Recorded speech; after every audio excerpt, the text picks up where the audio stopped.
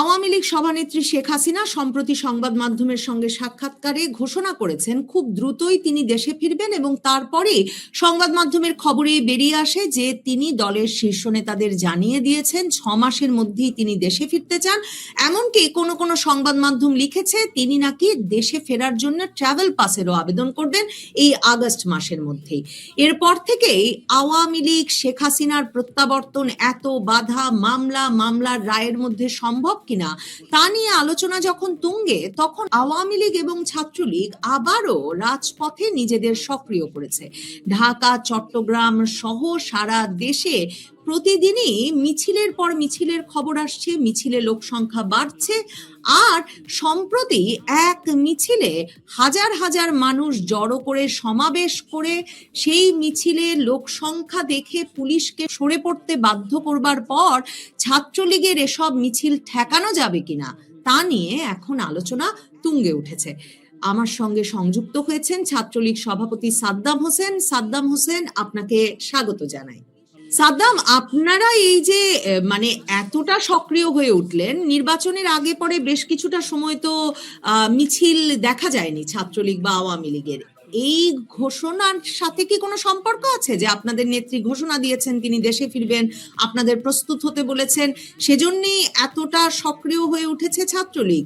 একটা তো জনস্রোত সৃষ্টি হয়েছে বলে মনে হচ্ছে। ইত্তেফাক লিখেছে নোয়াখালীর মিছিলটা সম্পর্কে যে একটা জনস্রোতের সামনে পুলিশ টিকতে পারেনি।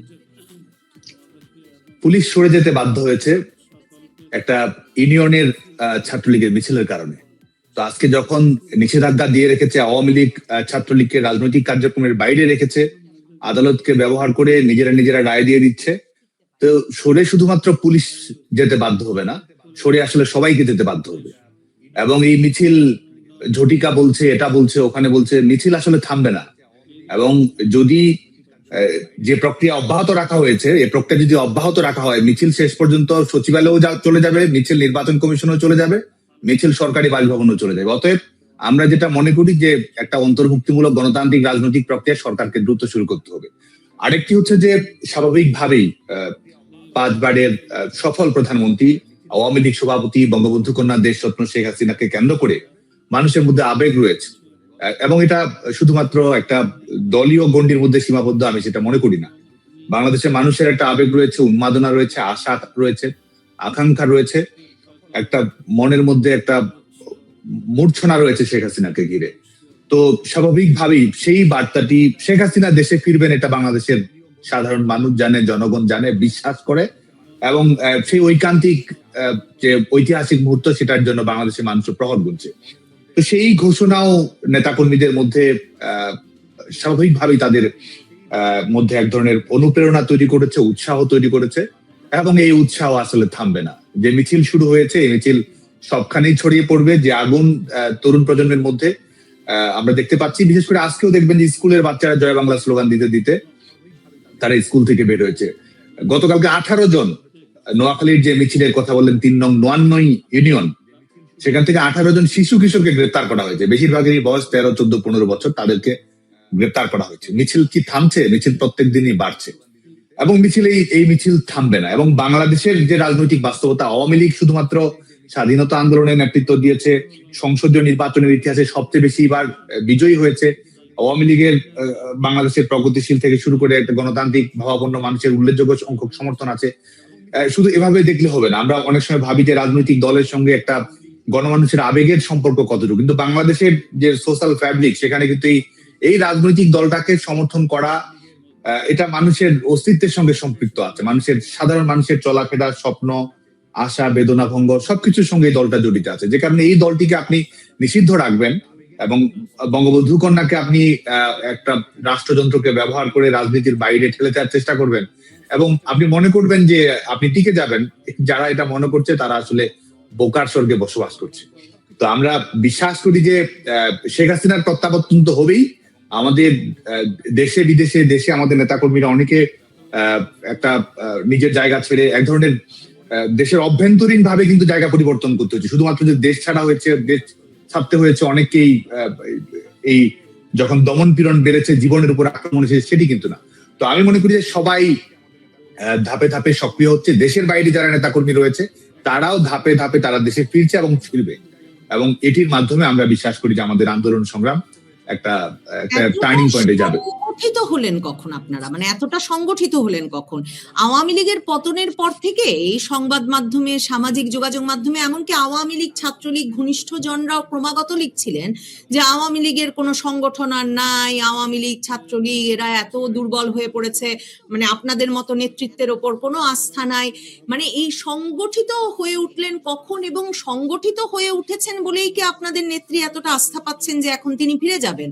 মানে আমার কাছে একটা বিস্ময়কর মনে হয় যে গত বছরের শেষ থেকে দেখা শুরু করলাম যে ছাত্রলীগ আওয়ামী লীগের যেই নেতারা মিছিল সমাবেশের আয়োজন করছেন তারা তাদের নাম দিচ্ছেন, নাম লিখছেন, মাস্ক উঠে গেছে মুখ থেকে, মানে কোনো ঢাকনা নাই। এবং এমনকি ঢাকা বিশ্ববিদ্যালয়ে কয়েকজন গিয়ে যে ডাকসু ভবনের সামনে সম্প্রতি মানববন্ধন করলেন, কোন হলের কোন পদাধিকারী তারা ছাত্রলীগের, সেটা তারা ঘোষণা দিয়ে দিলেন। তার মানে এগুলো তো আপনারাও খবর সরবরাহ করছেন, মানে এই সাহসটা কেন করছেন আপনারা? একটি হচ্ছে যে এটির কারণ যদি বলি, একটা হচ্ছে যে বাংলাদেশ ছাত্রলীগ, বাংলাদেশ আওয়ামী লীগের সাংগঠনিক শক্তি অক্ষত আছে। দমন পীড়ন কিংবা রাজনৈতিক কৌশলগত কারণে রাজনৈতিক কর্মসূচির বিভিন্নভাবে হয়তো নির্ধারণ করা হয়েছে। আরেকটি দিক হচ্ছে যে আওয়ামী লীগ সভাপতি শেখ হাসিনার অব্যাহত প্রচেষ্টা, তৃণমূলের নেতাকর্মীদের সঙ্গে সার্বিক যোগাযোগ, এবং শুধুমাত্র দলীয় নেতাকর্মী নয়, পেশাজীবী যারা আক্রান্ত হচ্ছেন এই সরকারের ব্যর্থতার বলি হয়ে, যাদের জীবনযাপন কোনো না কোনো ভাবে ক্ষতিগ্রস্ত হচ্ছে, কৃষক, কামার, কুমোর, কর্মকর্তা, কর্মচারী, ব্যবসায়ী, পেশাজীবী, কবি, সাহিত্যিক, নারী, বিভিন্ন প্রতিনিধি গোষ্ঠীর সঙ্গে আওয়ামী লীগ সভাপতির নিরন্তর যোগাযোগ রয়েছে। তো সেটির একটি বহিঃপ্রকাশ আমাদের সাংগঠনিক সক্রিয়তার মধ্যে অবশ্যই রয়েছে। আরেকটি হচ্ছে যে পরিস্থিতির মধ্য দিয়ে বাংলাদেশকে যেতে হয়েছে 5 আগস্ট পরবর্তী সময়ে, বাংলাদেশের মানুষ তো পার্থক্যটা দেখছে, রেজাল্ট শিটটা দেখছে, তাদের জীবনে কি প্রভাব পড়েছে, জীবনে কি নেতিবাচক পরিবর্তনটা এসেছে, জীবনের কতটুকু গ্যারান্টি আছে, তার গুণগত মানে কতটুকু অবনমন ঘটেছে, বাংলাদেশের মানুষ কিন্তু এগুলো তুল্যমূল্য বিচার বিবেচনা করে দেখছে।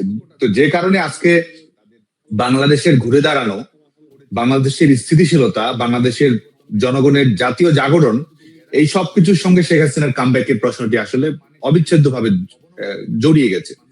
আর একই সঙ্গে গণতান্ত্রিক রাজনীতির ভবিষ্যৎ, সেটাও শেখ হাসিনার প্রত্যাবর্তনের সঙ্গে জড়িয়ে গেছে। কারণ আমরা কিন্তু সবসময় বলি, একটা রাষ্ট্রে যে কোনো দল সরকার পরিচালনা করতে পারে, যে কোনো দল সরকারে আসতে পারে, কিন্তু জনগণের ম্যান্ডেটটা নিতে হবে। আজকে যখন জনগণের ম্যান্ডেট ছাড়া লন্ডনে একটা দুইটা সিটিং মিটিং করলেন, আর দেশের ভেতরে আপনি নিজেরা একটা দফা করলেন, সেটার মাধ্যমে একটা সরকার পরিচালনা করলেন এবং সেটাকে আবার গণতন্ত্র বলে চালিয়ে দিলেন। এবং এখন দেখুন যে আজকে আওয়ামী লীগকে নিষেধাজ্ঞা দিয়ে রাখা হয়েছে, ছাত্রলীগের উপর নিষেধাজ্ঞা, একটা রাজনৈতিক দলকে রাষ্ট্র থেকে মুছে দেওয়ার চেষ্টা হচ্ছে। আর এদিকে আপনি এটা করছেন, একটা উদার গণতন্ত্রের ভেগ ধরছেন। তো এই বাংলাদেশের মানুষকে কি আপনি বোকা ভাবেন যে আপনি নিষেধাজ্ঞা দিয়ে রাখছেন? পুরো কারাগার আপনি আওয়ামী লীগের নেতাকর্মীদের দিয়ে বন্দি রেখেছেন। পুলিশকে আপনি ব্যবহার করছেন কিন্তু মানুষের নিরাপত্তা দেওয়ার জন্য না। আমাদের নারীরা ধর্ষণের শিকার হচ্ছে, শিশুরা ধর্ষণের শিকার হচ্ছে, চাঁদাবাজির ঘটনা অব্যাহত ভাবে ঘটছে, মবের ঘটনা ঘটছে। পুলিশকে কিন্তু এইসব অপরাধ দমন করার কাজে পুলিশকে ব্যবহার করা হচ্ছে না। পুলিশকে ব্যবহার করা হচ্ছে যে কোথায় ছাত্রলীগের কর্মীরা মিছিল করছে, কোথায় আওয়ামী লীগের নেতা কর্মীরা সংগঠিত হচ্ছে, কে ফেসবুকে একটা স্ট্যাটাস দিয়েছে, কে ফেসবুকে লাইক দিয়েছে, কে পত্রিকার নিজের কমেন্ট করেছে, যেটা সরকারের ভিত টলিয়ে দিচ্ছে তাদের ভাষায়। তো সে কারণে তারা কিন্তু গোটা পুলিশকে ব্যবহার করছে আওয়ামী লীগ এবং ছাত্রলীগের দমন পীড়নের কাজে। তো এই যখন অবস্থা হয়, তো স্বাভাবিকভাবে আমি মনে করি যে একটা রাজনৈতিক জনগোষ্ঠীর একটা অভূতপূর্ব উত্থান হয়। আজকে দেখুন যে আমি ছোট্ট একটা উদাহরণ দিয়ে, বাড়ির সামনে মিছিল হয়েছে, সেই বাড়ি থেকে এই ঘরগুলোতে গিয়ে, গ্রামগুলোতে গিয়ে বাড়ি তল্লাশি করে তাদেরকে কিন্তু গ্রেপ্তার করা হচ্ছে। হয়তো তার সঙ্গে তার সম্পৃক্ততা নেই, হয়তো আওয়ামী লীগও করে না, এমন হতে পারে আওয়ামী লীগের বিরোধী রাজনৈতিক দলকে সে সমর্থন করে, কিন্তু তাকেও কিন্তু আজকে আক্রান্তের শিকার হচ্ছে। আওয়ামী লীগের নেতাকর্মীদের সঙ্গে ছবি আছে, পুরনো ছবি আছে, সেগুলো দেখে তার ব্যবসা বাণিজ্য গুলো দখল করছে, চাঁদাবাজি নিচ্ছে, চাকরি থেকে বাতিল করে দিচ্ছে। তো আর মানে গোটা বাংলাদেশে কিন্তু আপনি একটা জনগোষ্ঠীকে নির্মূল করার কাজে আপনি ব্যবহার করছেন। তো এই যখন অবস্থা হবে, তখন পাল্টা জাগরণ আসলে ঘটবেই। তাই আমি মনে করি যে এই সার্বিক কারণগুলোর কারণেই বাংলাদেশ একটা এই রাজনৈতিক একটা বিস্ফোরণে আছে। আমি মনে করি যে বাংলাদেশের রাজনীতি রিক্টার স্কেলে একটা 8-9 মাত্রায় ভূমিকম্প হবেই হবে, এবং সেটার একটা বহিঃপ্রকাশ আমরা দেখতেই পাচ্ছি। ভূমিকম্পটা কবে হবে? যেদিন আপনাদের নেত্রী ফিরবেন, শেখ হাসিনা ফিরবেন? মানে এটা মানে খুবই দ্রুত সংখ্যা বাড়ছে ছাত্রলীগের মিছিলে মানুষের সংখ্যায়। এবং আরেকটা ইন্টারেস্টিং হচ্ছে, ভিডিওগুলো দেখলে মনে হচ্ছে যে এখানে শুধু ছাত্রলীগ না, মানে বয়স্ক মানুষরা আছেন, তারপর কিশোররা মানে মানে একটা বড় সংখ্যায় আছেন। তো এবং আপনি বলছিলেন যে স্কুল থেকে বের হচ্ছে কিশোররা জয় বাংলা স্লোগান দিতে দিতে। 2024-এর জুলাই আগস্টের আন্দোলনেও আমরা দেখেছি যে স্কুল ড্রেস পরা ছেলে মেয়েরা নেমে এসেছেন, তারা রাস্তায় থেকেছেন দিনের পর দিন। কিন্তু মানে এই ছাত্রলীগের মিছিলে, সাধারণের মিছিলে এই কিশোর, বৃদ্ধ, সাধারণ মানুষের যে সম্পৃক্ততা, সেটা কখন থেকে শুরু হলো, কিভাবে শুরু হলো, মানে সেটা কেন কিভাবে হচ্ছে? বড় ভূমিকম্পের আগে অনেক ছোট ছোট ভূমিকম্প হয়, তো ঠিক সেরকম ভাবে এখন তো মিছিলগুলো হচ্ছে। আর শেখ হাসিনার যে প্রত্যাবর্তনটি হবে, এটা নিশ্চিতভাবে আমরা বলতে পারি একটা ঐতিহাসিক প্রত্যাবর্তন হবে, এবং এটা আমাদের রাজনৈতিক ইতিহাসের সমস্ত সমীকরণ বদলে দেবে। এবং যে পরিমাণ জনবিস্ফোরণ হবে, এটা আসলে কল্পনারও বাইরে, আমি দৃঢ়ভাবে বিশ্বাস করি, এবং পরিণতি সেই দিকেই আসলে যাচ্ছে। এবং এই যে মানুষের অব্যাহত সমর্থনের কথা আমরা নানাভাবে দেখছি। আজকেও আমি কিছুক্ষণ আগে একটা মিছিলের ছবি দেখলাম, সেখানে ছাত্রলীগ মিছিল করছে। মিছিল করার মধ্যে বাজারে থেকে আমরা দেখতে পাচ্ছি যে মানুষ করতালি দিচ্ছে। গতকালকের একটি মিছিলে একজন মহিলা, একজন মা, ছাত্রলীগের নেতাকর্মীরা মিছিল করে, স্বাভাবিকভাবেই মিছিল করে দ্রুত আবার জায়গা ত্যাগ করতে হয়, কারণ পুলিশ আসবে, বিএনপি জামায়াত এনসিপির ক্যাডারেরা আসবে। তো সেই অবস্থার মধ্যেও কিন্তু একজন মা, তিনি তার সবার সন্তানের মতো, হয়তো তাদের পরিচয়ও নেই, সন্তানের মতো মনে করে ছাত্রলীগের কর্মীদের মাথায় হাত বুলিয়ে দিচ্ছে, এবং সবার সঙ্গে সমস্যাটি তিনি জয় বাংলা বলছেন। এবং এই অবস্থা কিন্তু আমরা বাংলাদেশের সবখানে আমরা কম বেশি দেখতে পাচ্ছি। মিছিল হচ্ছে, এই বারান্দা থেকে জানালা দিয়ে কেউ তালি দিচ্ছে, কেউ সমর্থন প্রকাশ করছে। এবং আমরা জানি যে সবকিছু তো আর অডিও ভিডিও দিয়ে ভিজুয়াল প্রেজেন্টেশন দেওয়া সম্ভব না, কিন্তু মিছিলগুলো করার পরে যখন ছাত্রলীগের নেতাকর্মীরা আক্রান্ত হয়, আমরা অনেক জানি যে পরিচয় নেই, জানাশোনা নেই, আমাদের গ্রামের মানুষ, শহরের মানুষ, তারা আশ্রয় দিচ্ছে, থাকার সুযোগ করে দিচ্ছে, এবং তারা ভেতর থেকে খবর দিচ্ছে যে পুলিশ কোন দিকে আছে, কখন বের হতে হবে। সব ধরনের সহযোগিতা বাংলাদেশের মানুষের কাছ থেকে কিন্তু আমাদের আওয়ামী লীগের নেতাকর্মীরা, ছাত্রলীগের নেতাকর্মীরা সবাই পাচ্ছে। এবং এটা আমি স্পষ্ট করে বলছি যে এরা সমর্থক, কর্মী কোনো কিছুই নয়, সাধারণ মানুষ। বিশেষ করে আমি মনে করি যে শেখ হাসিনার প্রতি ভালোবাসার কারণেও, মুক্তিযুদ্ধের প্রতি ভালোবাসার কারণেও, এবং জয় বাংলার প্রতি মানুষের একটা স্বতঃস্ফূর্ত উন্মাদনা আছে, সেটার কারণে, এবং যে যাপিত জীবনের অভিজ্ঞতা, ভবিষ্যৎ নিয়ে অনিশ্চয়তা, এটার কারণে এই সমর্থনটা আসলে বৃদ্ধি পাচ্ছে। সংগঠন কি আপনারা পুরোপুরি গুছিয়ে ফেলেছেন? এবং মানে আপনারা কবে ফিরবেন? নেত্রী যাওয়ার আগে, না নেত্রী যাওয়ার পরে? নাকি আপনারা যেখানে আছেন দেশে নতুন নেতৃত্ব গড়ে উঠছে, দেশে সংগঠন সংগঠিত হয়ে গেছে, আপনাদের পরিকল্পনাটা কি? এক হচ্ছে যে মাঠে যারা নেতৃত্ব দিচ্ছে, রাজপথে যারা লড়াই করছে, সংগ্রাম করছে, তারাই আমাদের আন্দোলনের অধিনায়ক, তারাই আমাদের আন্দোলনের ক্যাপ্টেইন।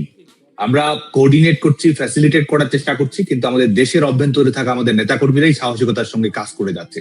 পরিবর্তিত বাস্তবতায় তাদেরকে কেন্দ্র করে আমরা আমাদের সংগঠন পুনর্বিন্যাস করছি। আর আমাদের দেশে ফেরার যে বিষয়, সেটা আমরা দ্রুততার সঙ্গে দেশে প্রত্যাবর্তন করতে চাই, এবং স্বাভাবিক রাজনৈতিক প্রক্রিয়ার মধ্য দিয়ে আমরা আমাদের আন্দোলন সংগ্রামকে এগিয়ে নিয়ে যেতে চাই। সেটার অপেক্ষায় আমরা করছি, এবং একই সঙ্গে সংগঠনকে গুছিয়ে নেওয়া, সাংগঠনিক কাঠামোগুলো তৈরি করা, আন্দোলন সংগ্রামের চ্যালেঞ্জ থাকতে পারে, আঘাত আসতে পারে, সেগুলোর জন্য সার্বিক প্রস্তুতি নেওয়া, এবং আমাদের সবকিছুই প্রকাশ্য।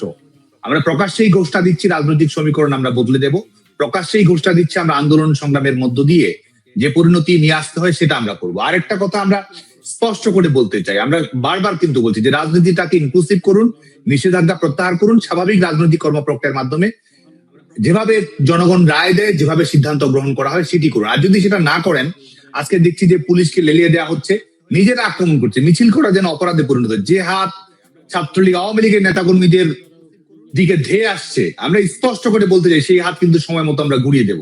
যারা আক্রমণ করছে তাদের কিন্তু যা যা শাস্তি পাওয়ার সময় মতো সব শাস্তি দেওয়া হবে, আইনানুগ এবং রাজনৈতিক যা যা করার প্রয়োজন আমরা তাই করব।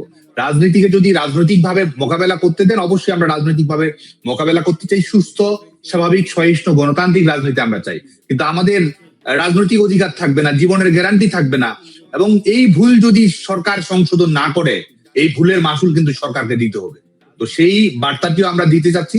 আমরা স্পষ্ট করে বলছি যে এটার শেষ না দেখে আমরা ছাড়বো না। অতএব আপনারা দ্রুততার সঙ্গে নিষেধাজ্ঞা প্রত্যাহার করে গণতান্ত্রিক রাজনীতির দুয়ারটা উন্মুক্ত না করুন, না হলে সেই দরজা কিন্তু সময় মতো ভেঙে দিয়ে বাংলাদেশের রাজনীতি কিভাবে গড়তে হয় সেটা আমাদের জানা আছে।